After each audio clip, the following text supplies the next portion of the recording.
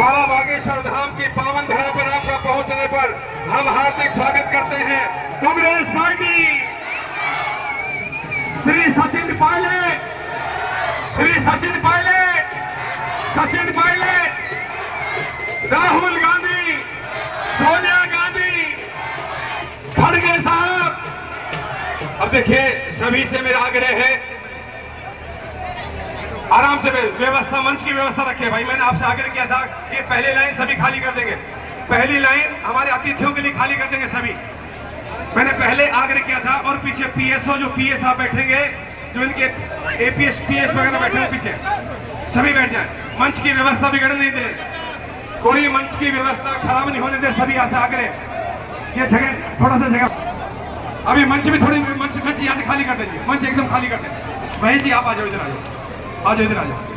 सभी से आकर मंच खाली कर दे भाई जी, मंच खाली कर दो भाई जी। मंच से हटो, थोड़ा सा मंच हटाओ, मंच में थोड़ा सा व्यवस्था रखो। बस जी बस भाई साहब आगे चलो। बागेश्वर, देखिए हरियाणा की इस, सुनो जी, सुनो भाई, सुनो, बात मत करो भाई जी, बात करो, सुनो जी। हरियाणा की इस पावन भूमि पर पूरे हिंदुस्तान नहीं बल्कि पूरे अंतर्राष्ट्रीय स्तर के किसान सम्राट स्वर्गीय राजेश पायलट जी के सुपुत्र और क्योंकि हेलीकॉप्टर को जाना है भाई, मंच के पास से हट जाओ, शोर नहीं करो मंच के पास से, आपको बिल्कुल शोर नहीं होना चाहिए मंच के पास से, जो मैं बोलूं आपको। और सबसे पहले मैं यहां पहुंचने पर आपका स्वागत करता हूं। आपके अपार जनसमूह को देख करके लगता है कि आपने मन बना लिया है कि सचिन जी जो कह के जाएंगे हम इनकी बात मानेंगे। और इनके साथ Shri Indira ji Gurjar ex MLA, Shri Manish Yadav ji MLA Shahpura, Anil Chopra ji, Mahesh soda जी, सभी पधारे, सभी साथियों का स्वागत है। और सम्मान की कड़ी में मैं सम्मान की कड़ी थोड़ा सा ज्यादा ध्यान रखिए, जिनको बुलाएं थोड़ा रास्ता दे दीजिए, यहाँ से सम्मान वाले आएंगे, एक रास्ता दे दीजिए, ठीक है। बोल रहा हूँ। श्री सचिन पायलट जी का एक बार मैं पायलट साहब से आग्रह करूंगा कि राजेश पहलवान जी, महावीर पहलवान जी, सभी आएंगे, सचिन जी का स्वागत करेंगे। बहुत बहुत धन्यवाद। एक बार ताली बजाकर स्वागत करते हैं सचिन जी का हमारी इस पावन भूमि पर पधारने पर। धन्यवाद।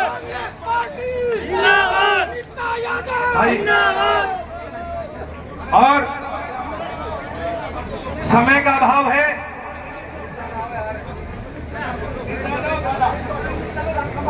के रूप में हनुमान जी वाली गदा को भेंट कर रही है कांग्रेस पार्टी, अनीता यादव।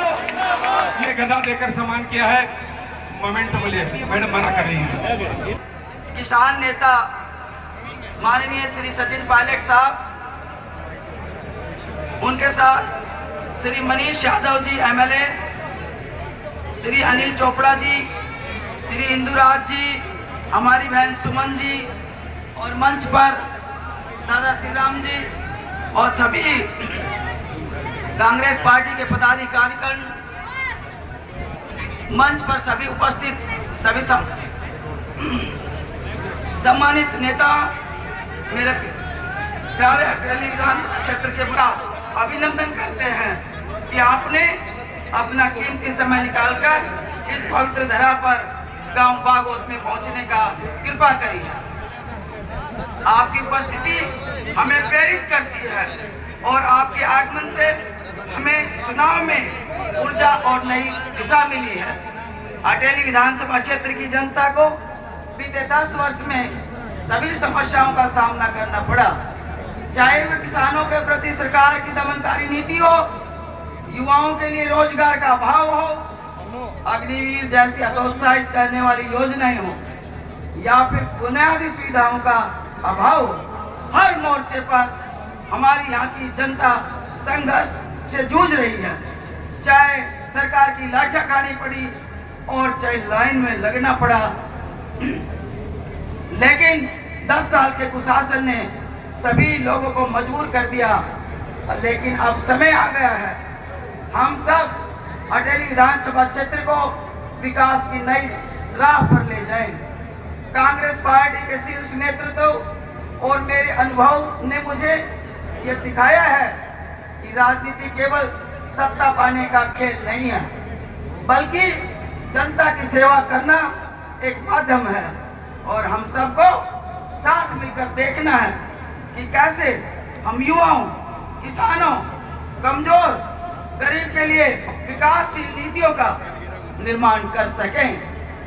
माननीय श्री पायलट साहब ने हमारे राजनीतिक जीवन में युवाओं को आगे बढ़ने, उनके सशक्तिकरण दिशा में उल्लेखनीय कार्य किया है।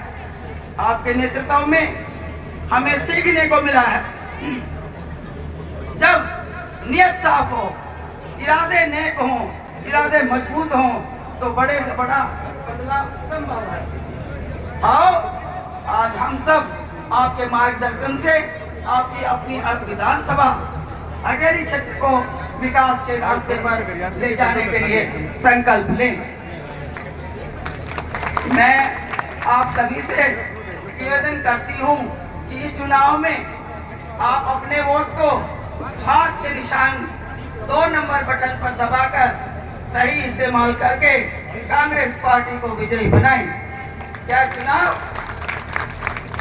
ये चुनाव किसी व्यक्ति का नहीं है, यह चुनाव अटेली विधानसभा क्षेत्र के भविष्य का चुनाव है।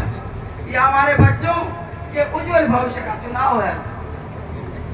अंत में पायलट साहब के पास जो इतना समय हमारे को दिया, मैं आप सबकी तरफ से दोबारा स्वागत के साथ धन्यवाद। कि आप सभी से अपील करती हूँ कि आने वाली 5 अक्टूबर को हाथ का बटन दबाकर कांग्रेस पार्टी को 2 नंबर बटन पर विजयी बनाएं। इन्हीं शब्दों के साथ धन्यवाद। जय हिंद, जय भारत। बहुत बहुत धन्यवाद। कृपया करके 36 कौम के लोग, हर जाति, बिरादरी, धर्म के साथियों से मैं निवेदन करना चाहता हूँ कि पार्टी को देख लें, नीतियों को देख लें, पृष्ठभूमि को देख लें, काम को देख लें। 10 साल सरकार कांग्रेस की रही, फिर 10 साल जनता ने बीजेपी को मौका दिया। दोनों के दोनों कार्यकाल को आप देख लो, किस कार्यकाल में आपको, जनता को, किसान को लगा कि मेरी सरकार है। आज यहाँ कितने मंत्री हैं, कितने संतरी को जानता नहीं। ध्रुवीकरण कर धर्म के नाम पर वोट लेकर सरकार बनाना अलग है, लेकिन सत्ता में बैठकर किसान की सुध लेना, नौजवान को नौकरी देना, ये करना मुश्किल काम है। ये बदलाव होने जा रहा है। और आज मैं धन्यवाद देता हूँ खड़गे साहब का, राहुल गांधी जी का, कि हम सब ने मिलकर दोबारा नेताजी को यहाँ संविधान बनाया है, आपके भरोसे पर बनाया है। इसलिए कृपया करके आसपास के क्षेत्र के सब लोगों से निवेदन करना चाहता हूँ, इस परिवार ने भरपूर आपकी सेवा करी है, आगे आप मौका दोगे तो सरकार में अहम भूमिका निभाने जा रही हैं और आपके आशीर्वाद से जीत कर जाएंगी तो आपके क्षेत्र में सभी तरह का विकास के जो काम अब तक नहीं हो पाए हैं उन सब कामों को करेंगे। और ये सिर्फ हरियाणा की बात नहीं है, बगल में राजस्थान है, वहां पर भी 25 लोकसभा की सीटें हैं और बीजेपी वाले बोलते थे कि 25-0, हरियाणा में 10-0, यहाँ पे तो अभी हमारी 5 और राजस्थान में हम लोग 11 सीटें जीत कर आए हैं। सरकार बीजेपी की है, सरकार हरियाणा में बीजेपी की है। बाप तो कुछ के पैसा, सत्ता, धन बल सब कुछ करने के बाद, और आप जानते हो बीजेपी की सरकार की क्या नीतियां हैं। ये ऐसे लोग हैं विपक्ष के नेता करके, विपक्ष के नेताओं के चरित्र को हनन कर उनकी छवि को खराब कर ये लोग इस प्रकार की राजनीति करना चाहते हैं। हम लोग भी सरकार में रहे, कभी आपने सुना कि मनमोहन सिंह जी के समय ऐसी बात उठी हो कि संविधान में संशोधन हो जाएगा, हमारे दलित भाई बहनों का आरक्षण से खिलवाड़ होगा। ये जो भ्रम पैदा हुआ है ये इसलिए हुआ है कि भाजपा की सोच है कि संविधान को बदल दो। ये 400 पार का राह क्यों ला रहे थे भाई? सरकार बनाने के लिए 272 चाहिए लोकसभा में सांसद, इनको 400 तो चाहिए थे, क्योंकि ये चाहते थे कि कुछ ना कुछ ऐसा खेल खेलें कि आरक्षण जो संविधान में जो अम्बेडकर साहब ने संविधान बनाया था उसमें छेड़छाड़ करना चाहते थे। इसीलिए हमको सचेत रहना है। देश में लोकतंत्र जरूरी है, देश की जमहूरियत में यहाँ पे जनता का विश्वास है। ये तानाशाही, घमंड, ये अड़ियलपना, आपस में टकराव करा देना, लोगों को झगड़ा करवा देना, तनाव पैदा करना, ये हमारे लिए अच्छी बात नहीं है। जहाँ अमन होगा, प्यार मोहब्बत चैन होगा, वहीं खुशहाली आएगी, वहीं विकास होगा। आप कितना विकास करा लो, और गांव में झगड़े हो गए, लाठियां चल गई, झगड़े हो गए, प्यार मोहब्बत खत्म हो गया तो विकास किसी काम का नहीं, नौकरी किसी काम की नहीं। इसलिए अमन, चैन, प्यार, मोहब्बत, भाईचारा, अपनापन, ये हमारे हजारों सालों के संस्कार, इतिहास हैं। इसी को हमें आगे लेकर चलना है। और ये लोग धर्म के नाम पर, जाति के नाम पर लोगों का वोट लेना चाहते हैं। 36 कौम के लोग कांग्रेस पार्टी के साथ हैं। 130 साल से कांग्रेस पार्टी इस देश में अपनी सेवा देती हुई आई है। इसलिए मैं आपसे पुनः निवेदन करूंगा, हाथ का बटन है, इस पर बटन दबाकर निशान पर अनिता जी को जिताकर भेजें ताकि विधानसभा में आपकी सेवा कर सके। और हरियाणा में मैं तो कहता हूँ, मुझे पत्रकार ने पूछा, मैं भी यहाँ रेवाड़ी में था, मैंने साहब ये जीत कैसी होगी? मैंने कोई बड़ी बात नहीं है, जब से हरियाणा प्रदेश बना है तब से लेके अब तक हो सकता है कि कांग्रेस के इतिहास की सबसे बड़ी जीत इस बार होने वाली है। ये बहुत बड़ी बात नहीं है। इसलिए लोग आक्रोश में बदलाव चाहते हैं। आप लोग इस बदलाव का हिस्सा बने और हाथ के निशान पर बटन दबाकर रहेगी और आप लोगों के सारे काम होंगे। जैसा मैंने शुरू में कहा, आप लोगों ने यहाँ बुलाकर इस गर्मजोशी से स्वागत किया, मान सम्मान दिया, उसके लिए मैं आभारी हूँ। आज मैं चुनाव के समय आया हूँ, चुनाव खत्म हो जाएंगे, सरकारें बन जाएंगी, उसके बाद दोबारा आप लोग बुलाना, आपके साथ बैठकर आपको और मैं बताऊंगा।